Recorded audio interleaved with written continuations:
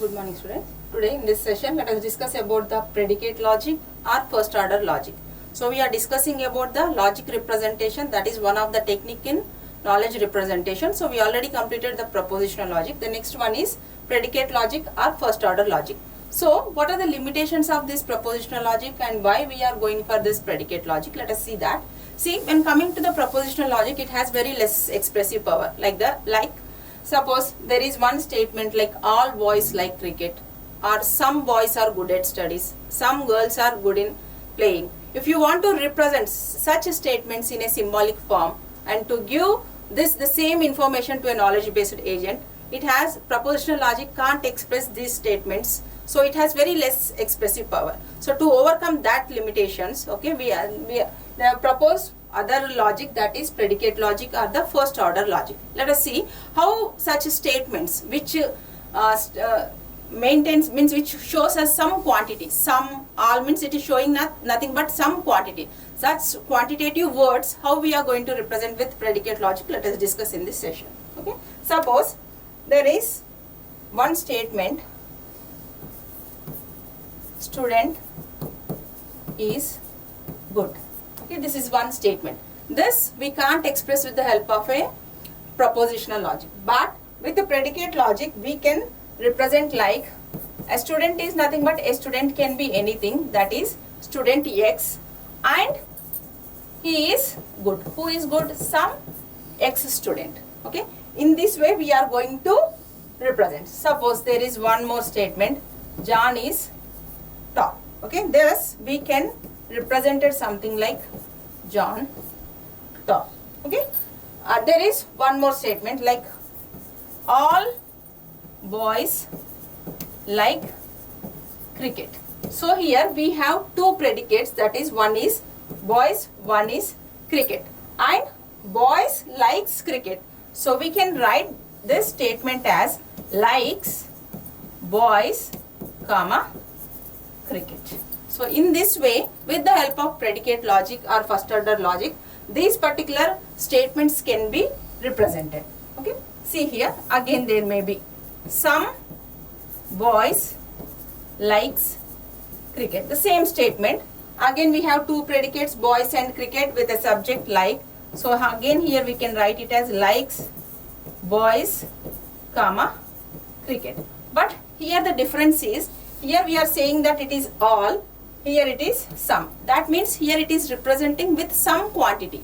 So in predicate logic or in first order logic, we have an important concept called as quantifiers. Okay, which is, one is universal quantifier, one is the existential quantifier. So this universal quantifier is represented by all, whereas existential quantifier is representing for some. So the symbolic representation for universal quantifier is for all x, it is for some x. Okay, suppose here we are saying that all boys likes cricket. So this statement we are going to rewrite this, that is we are saying that this universal quantifier is representing as for all x, this existential is for some x. So this particular statement, all boys like cricket, can be represented by for all x. Why? Because we are saying that all boys. Okay, for all x, if x is a boy, okay, then he likes cricket. Okay, try to understand here. All some can be represented with the help of two quantifiers, that is universal and existential. So universal is for all, existential is for some, and the representation is something like this. And this statement, to convert it into symbolic form, first we need to rewrite the statement with help of universal and existential, that is all boys. That means for all x, and who is that x? If x is a boy, then he likes cricket. So how we are going to convert it into symbolic form? See here, for all x means this is the symbol for all x.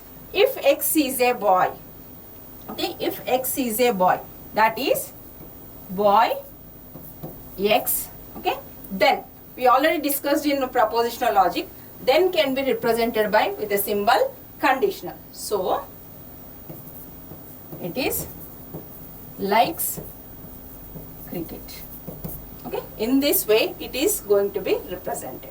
Okay, so this is this limitation we can't means this is the limitation which is in propositional logic. Such statements with the help of propositional logic we can't represent. So only the way is to introduce this first order logic. Okay, so this is the solutions. In a similar way, let us convert this statement, some boys like cricket. Okay, so some can be represented by existential quantifier, that is like this. Okay, some boys, first we need to rewrite the statement. Without rewriting the statement, we can't convert directly into symbolic form. That is one important point when we are using this predicate logic or first order logic. So some boys likes cricket. So whenever we use some, how we can write? It is for some x. Okay, x is a boy and x likes cricket. Okay, see the representation. For some x, x is a boy and x likes cricket. So what the way how we are converting all and some is, remember, whenever there is a quantifier all, we need to use if then statement. Okay, if x is a boy, then x likes cricket. But coming to this existential quantifier, we have to use and symbol. That is, x is a boy and x likes cricket. Okay, that is what the difference between all and some. Then how we are going to represent this one? For some x, we know that this is the symbol. Why? Because it is existential quantifier. Okay, the same next one is same. That is, boy is x and likes cricket. Okay, in this way we are going to represent such statements with the help of this predicate logic. Okay, so this is what about the introduction to the first order logic or the predicate logic. In the next session, let us discuss some more examples with this help of this predicate logic. Next one is logical equivalence. Suppose let us take two formulas A and B. These A and B are said to be logically equivalent if and only if A by conditional B is a tautology. So before going to prove that two formulas are equivalent or not, let us see what is tautology and what is contradiction. These are two important concepts in this propositional logic. Suppose let us construct one example, P and negation P, then P or negation P. This is one truth table. We know that whenever it is true, negation P will be false, and whenever it is false, negation P is true. So P or negation P, when it is nothing but true, false or true, it is true. That means when you construct a truth table and if the last column it is only true alone, then we say that it is a tautology. The same one more similar example to discuss this contradiction. Let us take the same thing, P and negation P. It is true, false, false, it is true.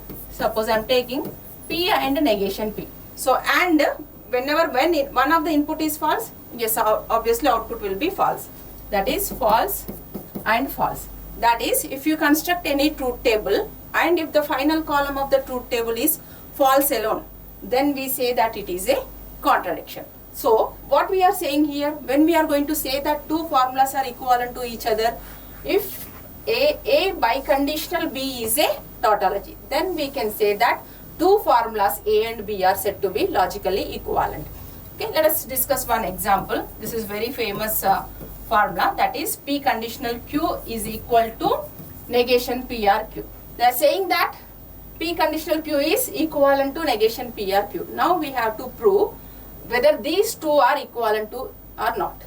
How we are going to prove? The one simple method is just to construct the truth table. Okay, let us see how we are going to construct the truth table for this particular formula. So it is P, Q, P conditional Q, then we have here negation P, then negation P R Q, and let us say this is A and this is B, then we say that A by conditional B. Now we know the truth values, that is true, true, true, false, false, true, false, false. So P conditional Q, we already know that when P is true and Q is false, then only it is false. In remaining all conditions, it is true. Coming to negation P, true becomes false, true becomes false, false become true, true. Then negation P, RQ. So negation P, RQ, false, true. So when any one of the input is true, output is true for R condition. So it will become true.